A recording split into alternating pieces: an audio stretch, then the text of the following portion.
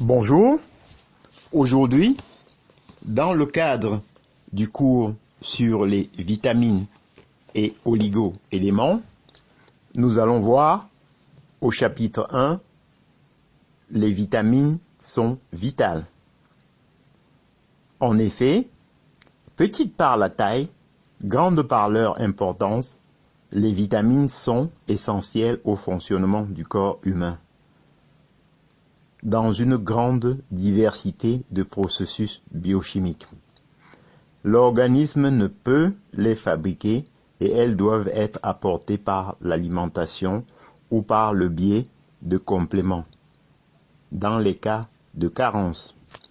C'est d'ailleurs en général, en cas de carence, que l'on mesure leur utilité et l'histoire de leur découverte en témoigne. Elle est jalonnée de découvertes liées à des carences entraînant des pathologies handicapantes et parfois mortelles.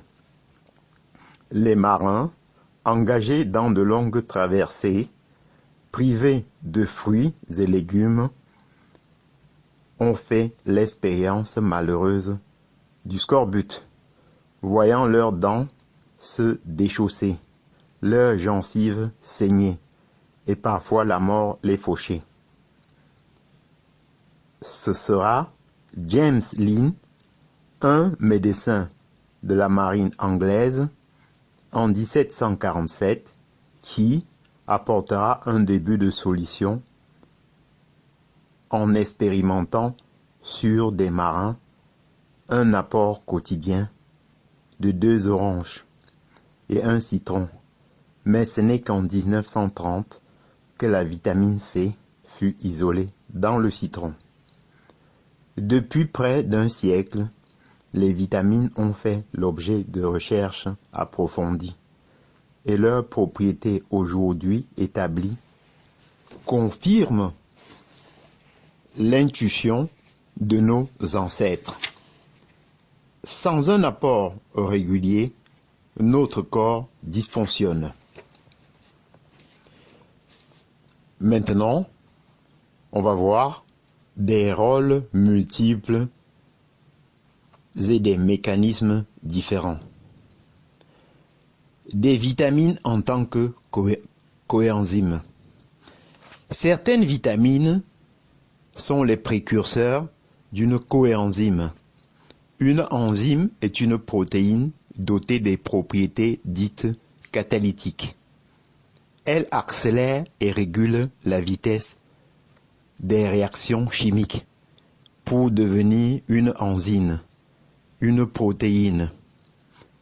S'associe avec un cofacteur, une molécule d'assistance qui va l'activer et lui donner ses propriétés. Par exemple, les vitamines B1, B2, B3, B5 ou encore B6 participent à des réactions enzymatiques comme la production d'énergie. Sans enzymes, la réaction est impossible. Et sans vitamines, pas d'activation des enzymes. Maintenant, des vitamines contre les radicaux libres. Les radicaux libres, également appelés formes réactives de l'oxygène, sont des molécules d'oxygène instables qui captent les électrons d'autres molécules pour se stabiliser. Utiles en faible quantité et dangereux en excès, ils sont le produit du déséquilibre entre leur production et leur utilisation par le corps. À petite dose, ils interviennent dans l'élimination des déchets toxiques et dans le processus de production, de renouveau et de croissance cellulaire et participent également à la défense contre les microbes, les virus et différents agents pathogènes. Cependant, des facteurs externes peuvent augmenter leur production. Pollution, exposition aux ultraviolets, stress, alimentation déséquilibrée.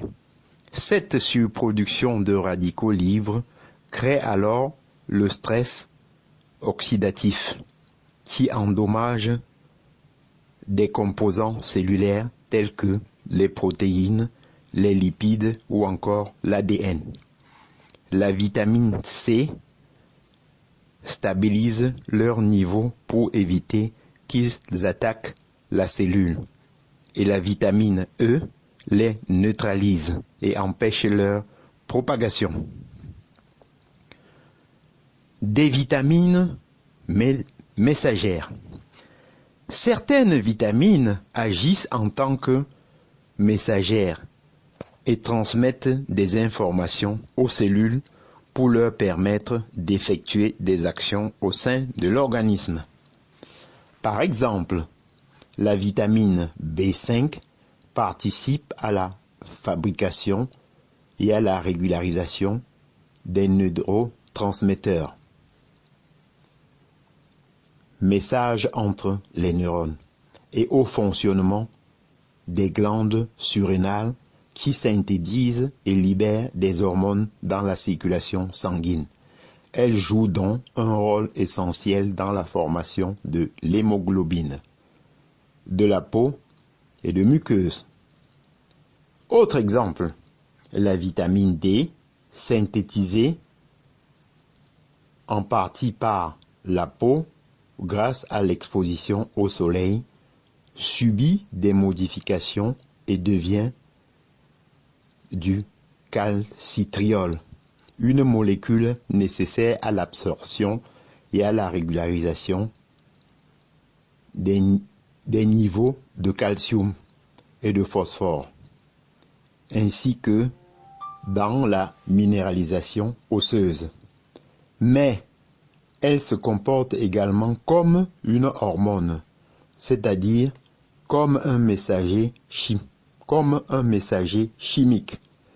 qui, transporté par le sang, active des récepteurs spécifiques et agit sur la régulation de la fonction immunitaire, la différenciation et la prolifération des cellules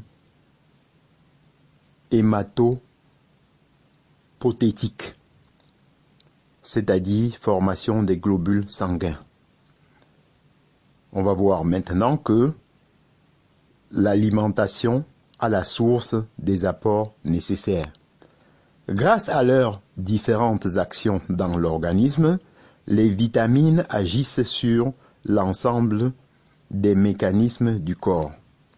Les yeux, la peau, le sang, la gestion des os, etc. Pour les scientifiques, il existe bien un lien entre leur consommation et certaines maladies comme le diabète de type 2, les problèmes cardiovasculaires, les problèmes neurologiques et autres pathologies. En consommer suffisamment est une nécessité, et ce, particulièrement sur le long terme. Par chance, elles sont faciles à trouver. Les fruits et les légumes en sont gorgés, et la plupart des aliments en comportent. Une alimentation équilibrée, variée à base de produits de qualité et non transformés apporte quotidiennement des doses suffisantes.